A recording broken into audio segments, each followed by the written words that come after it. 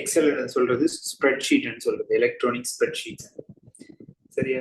Electronic spreadsheets அதன் ஒரு digital tool. அது என்னத்துக்கு மோஸ்ட்லி என்னத்துக்கு பயன்படுத்துறதுன்னா, என்னது ஒரு கால்குலேஷன் செய்யறது அல்லது ஒரு இப்ப ஒரு தீர்மானம் எடுக்கிற ஏதோ ஒன்று நாங்கள் அனலைஸ் பண்றதுக்கு யூஸ் பண்றோம். என்னது ஒரு டேபிள் ஃபார்ம்ல இருக்கிற ஒரு டேட்டாவை அனலைஸ் பண்றதுக்கு இல்ல கால்குலேட் பண்றதுக்கு இல்ல ஒழுங்குபடுத்துறதுக்கு ஆர்கனைஸ் பண்றதுக்கு யூஸ் பண்றோம்.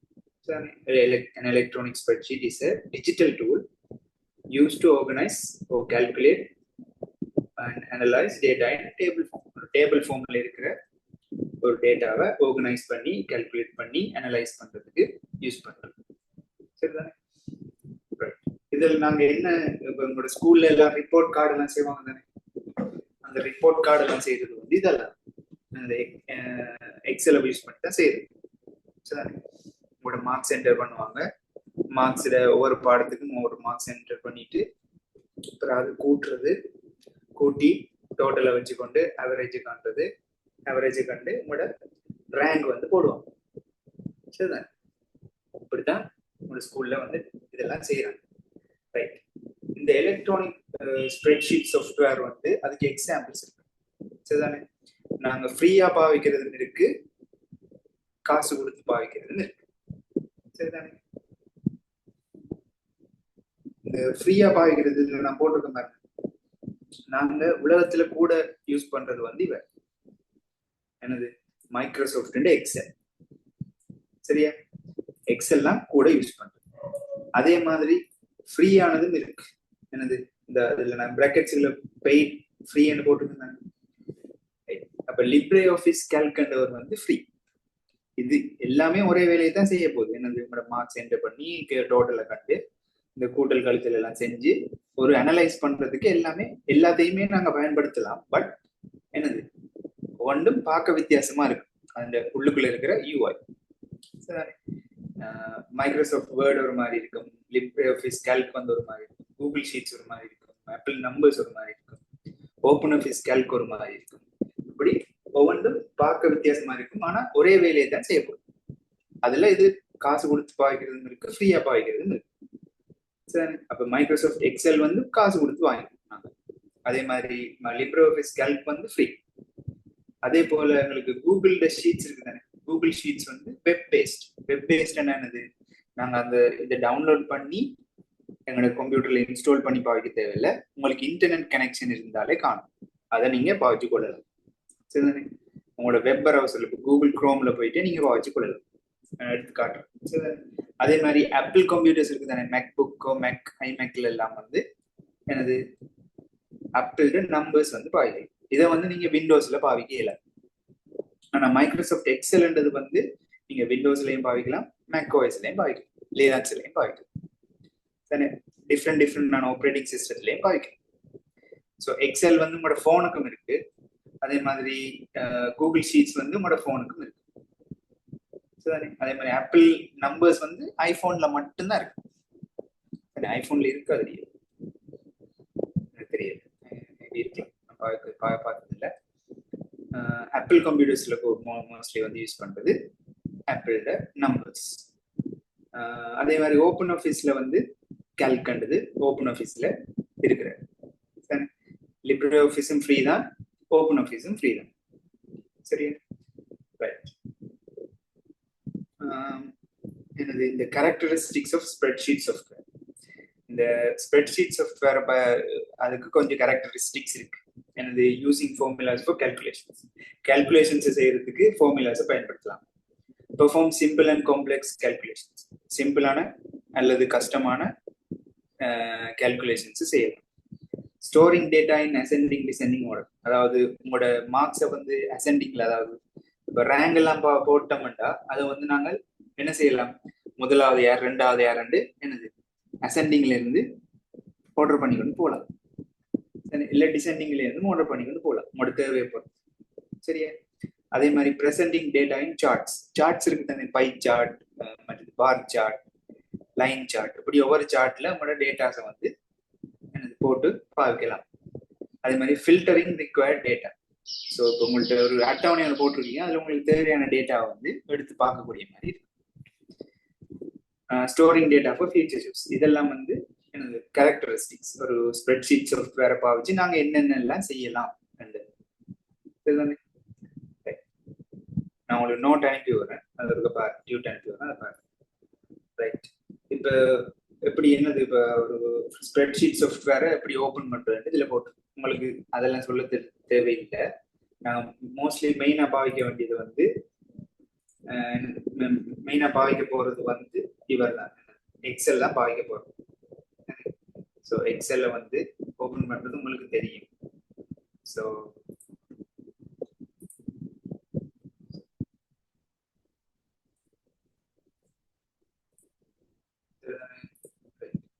எக்ஸல் வந்து இப்படி தான் இருக்கு பாரு. இதில் போயிட்டு நீங்கள் ஸ்டார்ட்ல போய் இல்லை இதில் சர்ச்சில் போய் எக்ஸல் நடிச்சாலே 1 hour வரும். 1 hour. ரைட். மைக்ரோசாஃப்ட் முதல்ல இதை காட்டி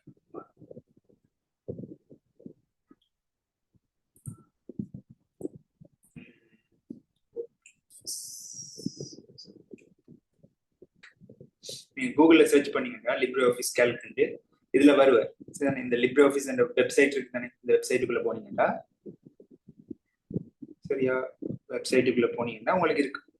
இதுல வந்து நீங்க என்ன செய்யலாம், இதுல டவுன்லோட் பண்ணி கொள்ளலாம். போட்டோ ஒன்று காட்டுறேன். ரைட். இந்த இவர மாதிரி தான் இருக்கு பாரு. எக்ஸலும் பார்க்க கிட்டத்தட்ட இப்படித்தான் இருக்கு.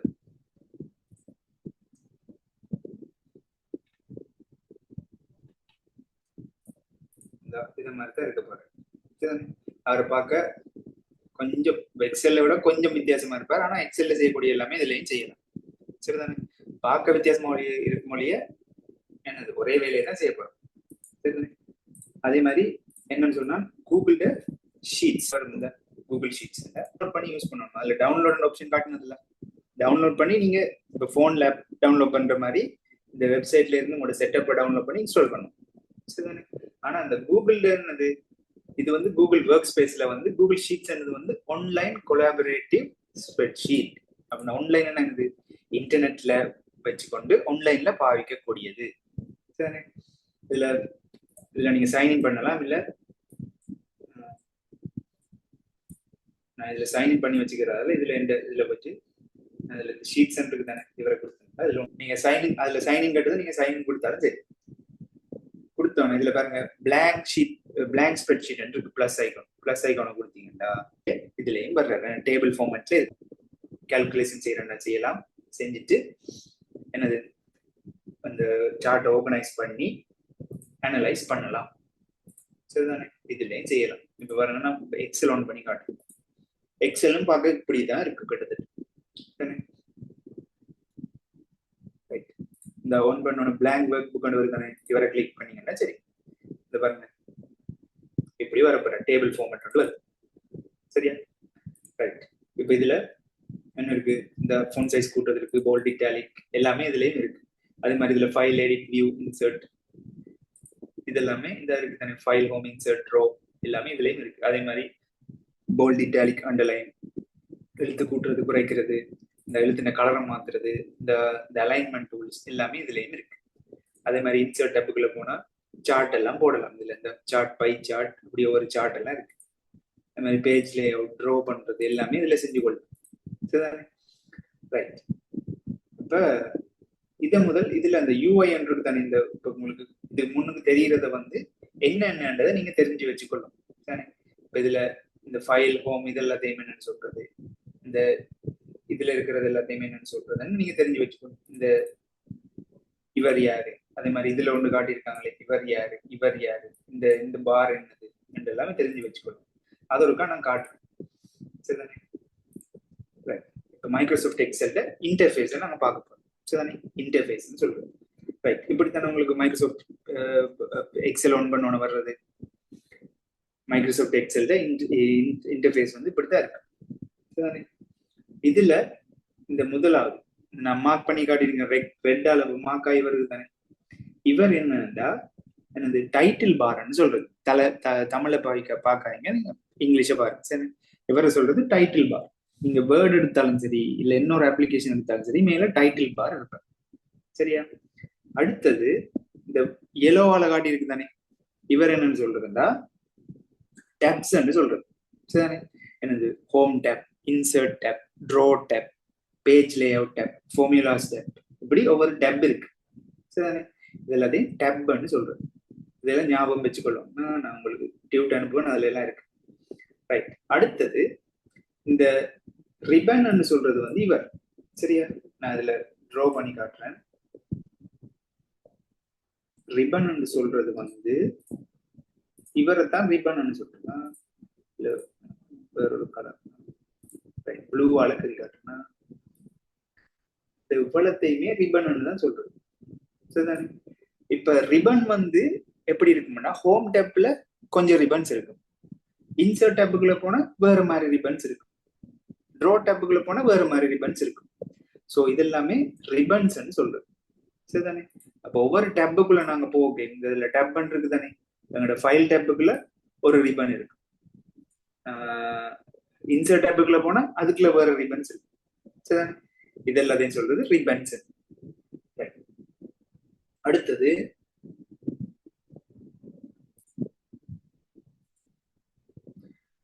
இவர் இந்த ப்ளூ கலர்ல மார்க்கா இருக்கிறது தானே, இவர் வந்து நேம் பாக்ஸ் சொல்றது.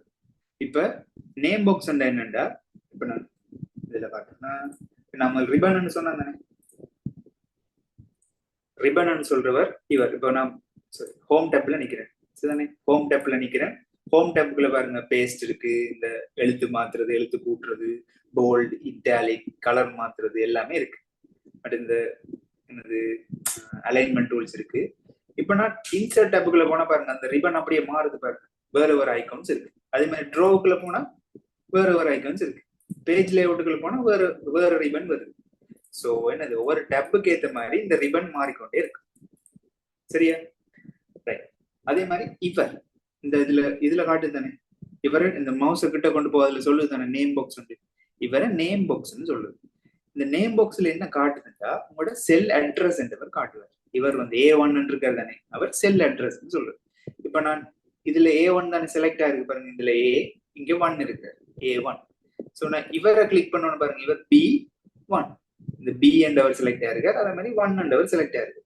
சோ இவரை நான் கிளிக் பண்றேன்னா இப்ப பாருங்க B என்றவர்ல நிக்கிறார், அதே மாதிரி 4வதுல நிக்கிறார். ஸோ அவையெல்லாம் என்னென்னு நான் சொல்றேன். இப்ப பாருங்க இதுல நான் கிளிக் பண்ண என்ன நேம் பாக்ஸ்ல அந்த நேம் வந்து மாறும். ஸோ நேம் பாக்ஸ்ல என்ன வரப்போகுதா செல் அட்ரஸ் வந்து வரும். சரி. ஸோ இவை எல்லாத்தையுமே சொல்றது என்னண்டு, இந்த நான் கிளிக் பண்றேன் தானே, ஒவ்வொரு பெட்டியா இருக்கு தானே, இது எல்லாமே செல்ஸ், ஒவ்வொரு செல் சொல்றது. ரைட்டா? அப்ப இவர் நேம் பாக்ஸ். அடுத்தவர் அங்கால இருக்கிறவர், அந்த நேம் பாக்ஸுக்கு பக்கத்துல இருக்கிறவர் வந்து என்னன்னு சொல்றேன்னா இன்சர்ட் ஃபங்க்ஷனை இன்சர்ட் பண்றது. சரிதானே? அடுத்தவர் அவருக்கு வலப்பக்கத்துல இருக்கிறவர் வந்து ஃபார்முலா பார். இப்ப நாங்க டைப் பண்ண போற ஃபார்முலா எல்லாமே கூட்டலுக்கு ஒரு ஃபார்முலா, கழித்தலுக்கு ஒரு ஃபார்முலா எல்லாம் டைப் பண்ணும். சாரி, அவரேஜ் காண்றதுக்கு ஒரு ஃபார்முலா, ரேங்க் காண்றதுக்கு ஒரு ஃபார்முலா, இது எல்லாமே டைப் பண்ணும். இந்த ஃபார்முலாஸ் எல்லாத்தையுமே காட்ட போற பார் வந்து அவர், நீங்க டைப் பண்ண போற ஃபார்முலா எல்லாமே மேல அதுல காட்டும். சரியா? அடுத்தது கீழே இருக்கிறவர் வந்து உங்களோட ஷீட்ஸ். என்ன, இப்ப நீங்க இந்த ஒரு எக்ஸல் எடுத்துக்கொண்டாலே அதுல நீங்க நிறைய ஷீட்ஸை வந்து உருவாக்கி கொள்ளலாம். இப்ப 6ஆம் ஆண்டு, இப்ப கிரேட் 1, கிரேட் 2, கிரேட் 3 அப்படின்னு நிறைய ஷீட்ஸை வந்து உருவாக்கி கொண்டே போகலாம். கிரேட் 1க்குள்ள அவங்களோட ஸ்டூடெண்ட் டீடைல்ஸ், அதோட மார்க்ஸ் அப்படி எல்லாம் போட்டு செய்யலாம். அப்போ ஒரே ஃபைலுக்குள்ளேயே நீங்க நிறைய ஷீட்ஸ், சரி, ஒரு ஃபைலுக்குள்ள நீங்க இப்ப நிறைய A4 ஷீட்ஸ் வச்சிருப்பீங்க தானே, அதே மாதிரி இந்த ஒரு இந்த ஒரு எக்ஸல் ஃபைலுக்குள்ள நிறைய ஷீட்ஸை வந்து நீங்க வச்சுக்கொள்ளலாம். சரி, உங்களோட புக்ல இருக்கிற ஒரு பேஜ் இருக்கு தானே, அது மாதிரி ஒவ்வொரு பேஜ்லயும் ஒரு விஷயங்கள் இருக்கு. அதே மாதிரி இந்த ஒரு எக்ஸல் இதை எடுத்துக்கணும், எக்ஸல் டாக்குமெண்ட் எடுத்துக்கணும்னா அதுல ஒரு தனித்தனி ஷீட்ஸை வந்து நீங்க வச்சுக்கொள்ளலாம். அதுல தனித்தனி டேட்டாவை என்டர் பண்ணி அதை அனலைஸ் பண்ணி ஆர்கனைஸ் பண்ணி பார்க்கலாம். சரியா? ரைட்.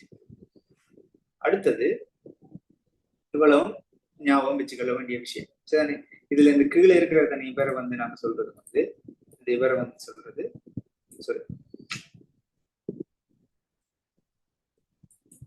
இந்த ஜூம் கண்ட்ரோல்ஸ் சொல்றதா, ஜூம் கண்ட்ரோல்ஸ் தெரியும் தானே, ஜூம் கூட்டி குறைக்கிறது. கூட்டல் அமர்த்தினா கூடும், பிளஸ் அமைத்தினா கூடும், மைனஸ் அமைத்தினா குறை. இது ஜூம் கண்ட்ரோல்ஸ் சொல்றது. அடுத்தது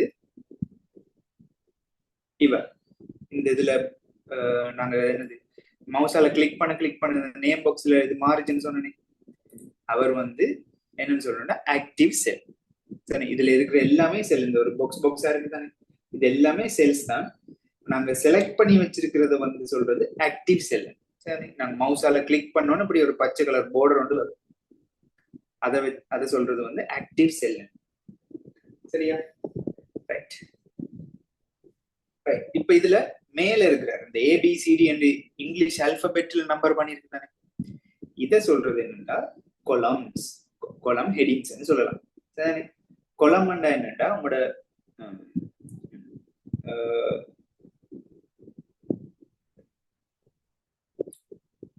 ஹொரிசோண்டலா இருக்கிறவர் வந்து கொலம்ஸ், சாரி வெர்டிகல்ஸா இருக்கிறது நான் சொல்றேன். சரிதானே? மேல இந்த ஏபிசிடி நம்பர் பண்ணிருக்கு தானே, இது எல்லாமே கொலம் ஹெடிங்ஸ் சொல்றது. அதே மாதிரி இங்கால பாருங்க என்னண்டு இதுல நம்பர் பண்ணிருக்கு தானே, உங்களோட இடப்பக்கத்துல நம்பர் பண்ணி இருக்கிறவர் வந்து சொல்றது ரோ ஹெடிங்ஸ் சொல்றது. சரிதானே? அப்ப கொலம்ஸ் வந்து ஏபிசிடி, அதாவது இங்கிலீஷ் ஆல்பபெட்ஸ்ல நம்பர் போடப்பட்டிருக்கும். அதே மாதிரி ரோ ஹெடிங்ஸ் வந்து என்ன இதுல போட்டிருக்கும், நம்பர் பண்ணி இருக்கு. சரியா? ரைட். அப்ப இதுகள் ஞாபகம் வச்சுக்கொள்ளணும். ஸோ ஏபிசிடியால நம்பர் பண்ணியிருக்கிறதா, இங்கிலீஷ் லெட்டர்ஸால நம்பர் போட்டிருக்கிறது வந்து கொலம் ஹெடிங்ஸ். அதே மாதிரி 1 2 3 நம்பர் பண்ணியிருக்கிறது வந்து ரோ ஹெடிங்ஸ் சொல்றோம். ரைட்டா? ரைட். ஓகே, இது ஓப்பனிங் க்ளோசிங் எல்லாம் தெரியும் உங்களுக்கு, சொல்ல வேண்டிய அவசியம் இல்லை.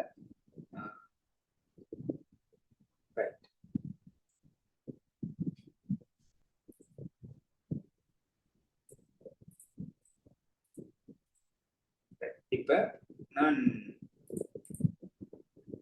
இதுக்கு ஒரு கவர்.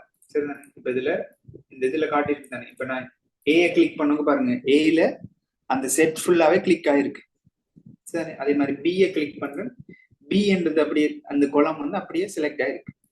சி என்ன கிளிக் பண்ண, சில இருக்கிற எல்லாமே செலக்ட் ஆயிருக்கு. ஸோ ஒவ்வொரு கொலத்தையும் நான் செலக்ட் பண்றேன். ஸோ உங்களுக்கு வேர்டிக்கலா அப்படி இப்படி வருது தானே, இது எல்லாமே கொலம்ஸ். அதே மாதிரி 1 2 3 4 அப்படின்னு நம்பர் பண்ணிருக்கு தானே, இது எல்லாமே என்னது ஹொரிசோண்டலா இருக்கு. இவை எல்லாமே என்னன்னு சொல்றது, ரோஸ் சொல்றது. ஸோ 9வது ரோ, 10வது ரோ, 11வது ரோ, இது எல்லாமே ரோ ஹெடிங்ஸ் சொல்றது. ரோ, ஆனா அந்த ரோல நம்பர் பண்ணி இருக்கிறது வந்து ரோ ஹெடிங்ஸ். அதே மாதிரி கொலமுக்கு ஏபிசிடின்னு போட்டிருக்கும். ஸோ இந்த ஏபிசிடின்னு போட்டிருக்கிறது வந்து கொலம் ஹெடிங்ஸ் சொல்றது. ரைட்டா? ரைட். அப்ப இதுல பாருங்க, ஒரு ஒர்க் ஷீட் எடுத்துக்கொண்டோம்னா உங்களுக்கு இதுல நான் இந்த மார்க் பண்றேனே கிரீனால, இந்த ஏ பி சி டி இது எல்லாமே இப்படி இப்படி போச்சுன்னா இது எல்லாமே என்னன்னு சொல்றது, கொலம்ஸ். அதே மாதிரி உங்களுக்கு 1 2 3 4 5 இப்படி வர்றது எல்லாமே என்னன்னு சொல்றது, ரோஸ் சொல்றது. அப்ப ஹொரிசோண்டலா வந்துச்சுன்னா, அதாவது கிடையா வந்துச்சுன்னா அது வந்து ரோஸ். உங்களுக்கு இப்படி வேர்டிக்கலா வந்துச்சுன்னா, இப்படி இப்படி வேர்டிக்கலா வந்துச்சுன்னா அது எல்லாமே கொலம்ஸ். சரிதானே? ரைட். குழம்பு எழுது. ஓகே. அப்ப ரைட். ஆக்டிவ் செல் நான் சொன்னேன், ஆக்டிவ் செல் நாங்க மவுஸால எந்த செல்ல கிளிக் பண்ணி வச்சிருக்கிறோமோ அவர் வந்து ஆக்டிவ் செல். அப்ப இதுல பாருங்க என்னது, B3 is the active sell in the work sheet below. B3 அந்த கிரீன் கலர் பார்டரால செலக்ட் பண்ணிருக்கு தானே. ஸோ இவர் வந்து B3. அதை நீங்க எங்க பார்க்கலாம்டா, இதுல பார்க்கலாம், இந்த உங்களோட நேம் பாக்ஸ்ல பார்க்கலாம். சரியா? எந்த ஆக்டிவ் செல்ல நீங்க நிக்கிறீங்க என்றதை வந்து B3ல பார்க்கலாம். சாரி, நேம் பாக்ஸ்ல வந்து நீங்க பார்க்கலாம், அதுல பெயர் போட்டிருக்கும். ரைட். அப்ப B3 என்றது வந்து இங்க பி என்ற குளத்திலையும், சரி பி என்றவர் குளம் தானே, ஏபிசிடி என்று போட்டிருக்கிறது வந்து குளம், பி என்ற குளத்திலையும் 3 என்ற ரோலையும் இருக்கு. சரிதானே? அதான் அவருக்கு பேர் வந்தது என்னண்டு B3 என்று. ரைட். சோ இந்த ஆக்டிவ் செல் இந்த கொலம் என்னது B, ரோ என்னது 3. ரைட். அதை வந்து நீங்க என்னத்துல பார்க்கலாம், நேம் பாக்ஸ்ல பார்க்கலாம். ரைட்டா? ரைட். ஓகே. இப்ப ஷார்ட்கட் கீஸ் இருக்கு. என்னது அரோ கீஸ் தெரியும் தானே? உங்களோட அம்புக்குறி இருக்குமே கீபோர்ட்ல. இந்த அம்புக்குறி வந்து என்ன செய்யலாம்? அம்புக்குறியை நீங்க மேல கீழேயோ சைட்லயோ லெஃப்ட் ரைட்ல அமர்த்தினீங்கன்னா என்ன செய்யும்? ஒவ்வொரு செல்ல இருந்து ஒரு செல்லுக்கு மாறி மாறி போய் கொண்டிருக்கும். அதே மாதிரி மேல கீழே போகலாம், லெஃப்ட் ரைட் போகலாம். ரைட்டா? அதே மாதிரி நீங்க என்னது கண்ட்ரோலோட அமர்த்தினீங்கன்னா லாஸ்ட் காலமுக்கு போகும். என்ன சொல்லுது? கண்ட்ரோல் அமர்த்தி கொண்டு கண்ட்ரோல் பிளஸ் ரைட் அரோ கீ, வலது பக்க அரோ கீ அமர்த்தினீங்கன்னா இருக்கிறதுலே கட்ட கடைசியான கொலமுக்கு போகும். சரிதானே? அதே மாதிரி கண்ட்ரோல் அமர்த்தி கொண்டு லெஃப்ட் அரோ கீ அமர்த்தினீங்கன்னா move to the first column. அப்ப இருக்கிறதுலே முதலான கொலத்துக்கு வரும். அதே மாதிரி கீழே என்னது கண்ட்ரோலை அமர்த்தி கொண்டு கீழ் டவுன் அரோ கீ அமர்த்தினீங்கன்னா இருக்கிறதுலே கட்ட கடைசியான ரோவுக்கு போகும். அதே மாதிரி கண்ட்ரோல் அமர்த்தி கொண்டு அப் அரோ கீ அமர்த்தினீங்கன்னா இருக்கிறதுலே முதலாவது ரோவுக்கு வரும். சரியா? அது பாப்போமா? இப்ப நான் A1 செலக்ட் பண்ணி வச்சிருக்கேன். சரிதானே? அதை உங்களோட நேம் பாக்ஸ்ல காட்டு. இப்ப நான் நார்மலா கண்ட்ரோல் அமர்த்தாம அரோ கீ அமர்த்துறேன் பாருங்க. என்ன செய்யறேன்? இப்ப மேல கீழே இடது பக்கம் லெஃப்ட் ரைட் அப்படின்னு அமர்த்துறேன். உங்களுக்கு தேவையான செல்லுக்கு நான் மூவ் பண்ணி கொள்ளலாம். இப்ப நான் என்ன செய்யறேன்? கண்ட்ரோல் அமர்த்தி கொண்டு ரைட் அரோ கீ அமர்த்துறேன். அதாவது வலது பக்கம் ரைட் சைட் அரோ கீ. இப்ப அமர்த்துல என்ன நடக்குது பாருங்க. இருக்கிறதுலே கட்ட கடைசியான கொலமுக்கு போய் நிக்கிறேன். சோ XFD என்றவர் தான் இருக்கிறதுலே கடைசி கொலம். சரிதானே? அதே மாதிரி கண்ட்ரோல் அமர்த்தி கொண்டு லெஃப்ட் அரோ கீ அமர்த்துறேன். இப்ப பாருங்க A1க்கு வந்துட்டேன். சோ A தான் கொலம். என்ன ABCD என்றுதான் கொலம். இங்கிலீஷ் லெட்டர்ஸால போடப்பட்டு இருக்கு. சரியா?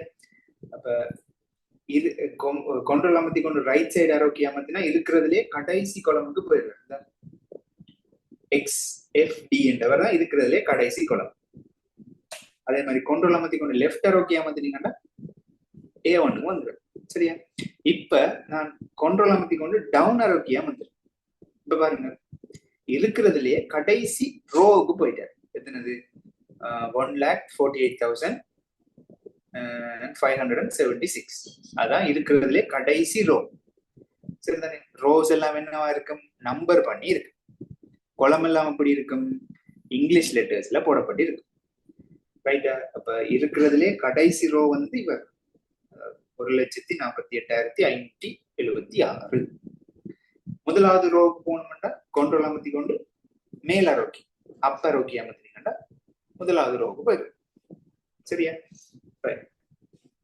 அப்ப இந்த கடைசி ரோவோட இது என்னதுன்னெல்லாம் பாடமாக்கி வச்சிருக்கு தேவை. சரிதானே? உங்களுக்கு அரோ கீயை பயன்படுத்தி எப்படி முதலாவது ரோ கடைசி ரோ இல்ல முதலாவது குளம் கடைசி குளத்துக்கு போகணும்ன்றது தெரிஞ்சு வச்சுக்கொள்ளும். சரி. கண்ட்ரோல் அமர்த்தி கொண்டு மேல கீழே அமர்த்தினீங்கன்னா இல்ல இடப்பக்கம் வலப்பக்கம் அமர்த்தினீங்கன்னா கடைசிக்கு முதலாவதுக்கும் போய் வரலாம். ரைட்டா? அடுத்தது செல் அட்ரஸ். சரியா? செல் அட்ரஸ் என்னன்னா நான் முதல்ல சொன்ன மாதிரி இப்ப A1 B3 C3 அப்படி இருக்குதானே, அதுதான் செல் அட்ரஸ் சொல்றது. இப்ப செல் அட்ரஸ் எப்படி இருக்குன்னா cell address is denoted first by the column letter. அப்படின்னா என்னது? இந்த denoted என்னது? குறிக்கப்படும். செல் அட்ரஸ் வந்து எப்படி குறிக்கப்படும்? முதலாவது கொலம் லெட்டரா. கொலம்ஸ் வந்து எப்படி இருக்கும்? இங்கிலீஷ் லெட்டர்ஸால தானே இருக்கும். அப்ப கொலம் லெட்டரால முதலாவது கொலம் லெட்டர் வருமா? And secondly by row number. முதலாவது கொலம் லெட்டர் வரும், பிறகு ரோ நம்பர் வரும். சரியா? அப்ப உதாரணத்துக்கு இப்ப நான் காட்டினதுல A1 என்றது A1 என்று வருது தானே. சோ A என்றது வந்து கொலம் லெட்டர், 1 என்றது வந்து ரோ நம்பர். ரைட். அதே மாதிரி two cell address cannot be the same. ஒரே இப்ப நாங்க ஒரு செல்ல கிளிக் பண்ண ஒரு செல் அட்ரஸ் வந்து இன்னொரு செல் அட்ரஸ் பேரா இருக்காது. ஒன்றுமே வித்தியாசமா தான் இருக்கு. சரி. இப்ப பாருங்க இதுல cell at the column B and the row 3 would be named B3. அப்ப இதுல column letter என்னது? B. இந்த இதான் செலக்ட் ஆயிருக்கு. இதான் ஆக்டிவ் செல். ஆக்டிவ் செல் வந்து கிரீன் பார்டரால செலக்ட் ஆயிருக்கு. ஸோ இவர் தான் செலக்ட் ஆயிருக்கு. ஸோ அவர் அப்படியே மேல பாத்தீங்கன்னா அவரோட கொலம் லெட்டர் இருக்கு. கொலம் லெட்டர் என்னது? பி. கொலம் பில இருக்கிற. அதே மாதிரி அப்படியே அவருக்கு இடப்பக்கம் பாத்தீங்கன்னா அவரோட நம்பர் இருக்கு, என்னது? 3. ஸோ ரோ 3ல இருக்கிற. ஸோ அவர் எப்படி நாங்க பேர் எழுதுவோம்? B3 என்று B என்ற கொலம்லையும் 3 என்ற ரோலையும் இருக்கிற. ஸோ அவரோட பேர் என்னது? B3. முதலாவது கொலம் வருவாரா? பி வந்து, அதாவது இங்கிலீஷ் லெட்டர் வந்துதான் பிறகு நம்பர் வரும். சரி, இப்படி 3B என்று போட்ட பிளஸ் இப்படி வராது. ரைட்டா? ஓகே. அடுத்தது செல் ரேஞ்ச். இப்ப செல் ரேஞ்ச் பார்க்கும் முதல் இந்த செல் அட்ரஸ் இருக்கிறது தானே. இப்ப நான் செலக்ட் பண்ற செல் அட்ரஸ் வந்து சொல்லுங்க. இவர் கொஞ்சம் ஜூம் பண்றேன்னா, ரைட், இவரோட செல் அட்ரஸ் என்னது?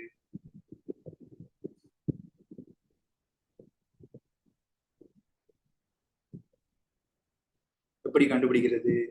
எந்த கோலத்துல இருக்கிறாருன்னு பார்க்கணும் முதலாவது. சரியா?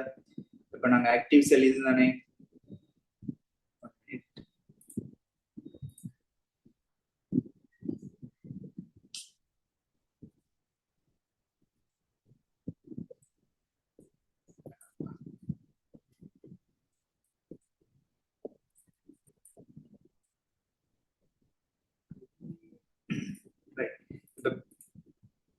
இவரை செலக்ட் பண்ணி வச்சிருக்காரு. சரிதானே? இவர் வந்து எந்த குளத்துல இருக்கிறாருன்னு பார்க்கணும். செல் அட்ரஸ் எங்களுக்கு வேணும். ஸோ இவர் முதலாவது எந்த குளத்துல இருக்கிறார்? அப்படியே மேல பாத்தீங்கன்னா எந்தாவது குளத்துல இருக்கிறார்? பி என்ற குளத்துல இருக்கிறார். சரிதானே? அதே மாதிரி முதல்ல பி எழுதுவீங்க, பின்னு போடுவீங்க. பிறகு எந்த ரோல இருக்கிறாருன்னு பார்க்கணும். ஸோ ரோ எந்த ரோல இருக்கிறார்? 400 ரோல இருக்கிறார். ஸோ இவருடைய செல் அட்ரஸ் எப்படி இருக்கும்? B400. சரியா? B400 தான் அவர்கிட்ட செல் அட்ரஸா இருக்கு. அது எதுல போட்டிருப்பாங்க?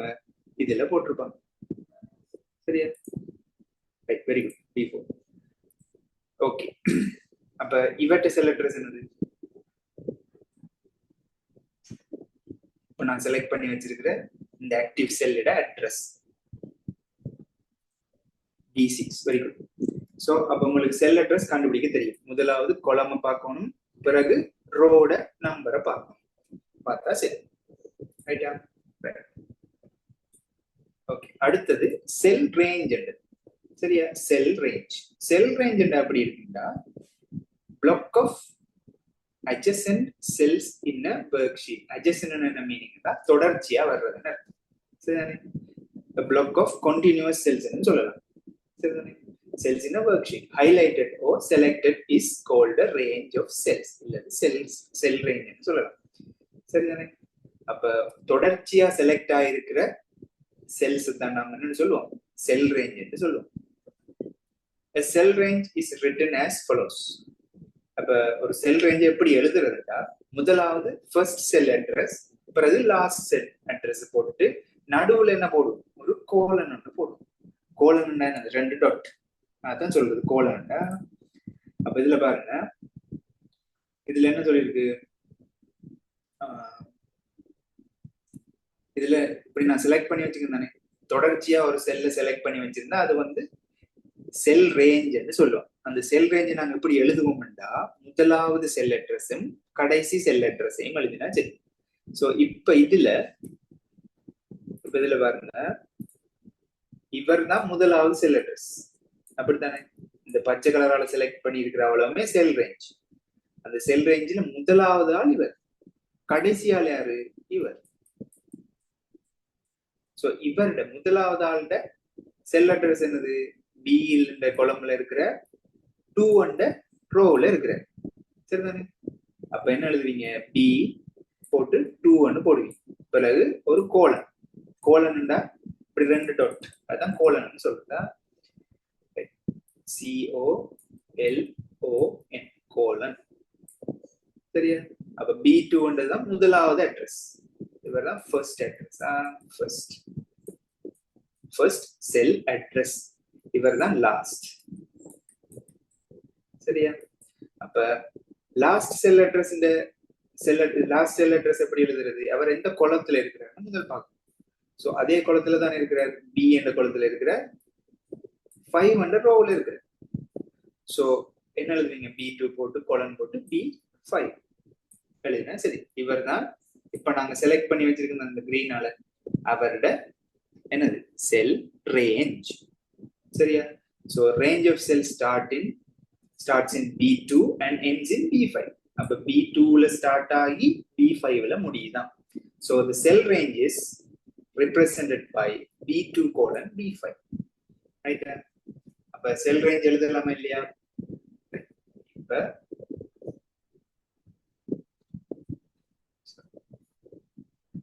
இன்னொரு எக்ஸாம்பிள்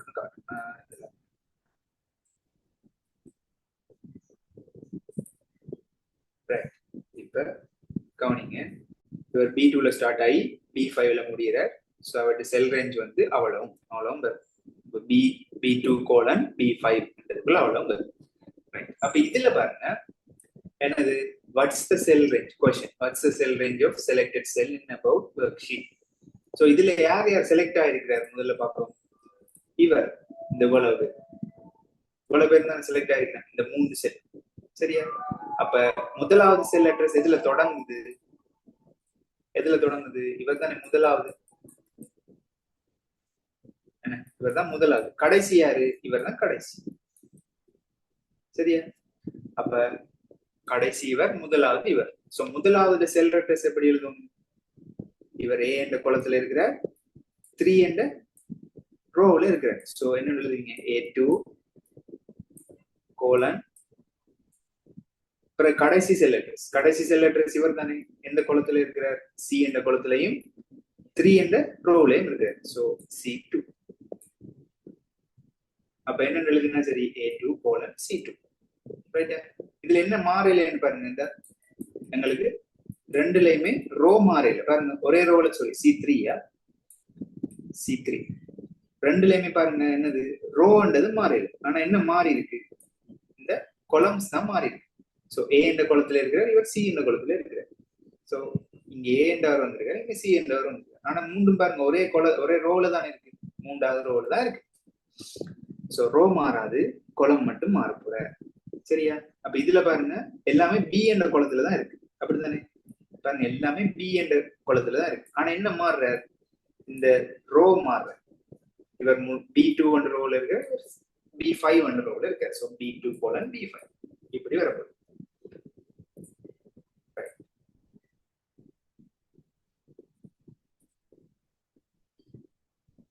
சோ இதுக்கு ஆன்சர் வந்து A3 கோலன் C3. ரைட்டா? அப்ப இதுண்ட செல் செல்னு சொல்லுங்க பாப்போம். இதுண்ட செல் ரேஞ்ச் சொல்லுங்க. எது முதலாவது கோலம், எது கடைசி கோலம்னு பார்த்து அதுல செல் அட்ரஸ் எழுதிருக்கீங்கன்னா சரி.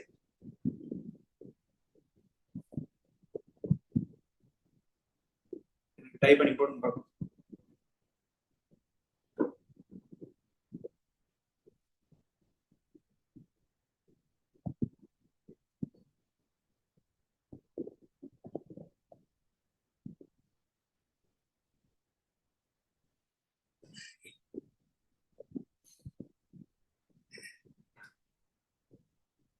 என்னோட எது முதலாவது அட்ரஸ், எது முதலாவது செல்?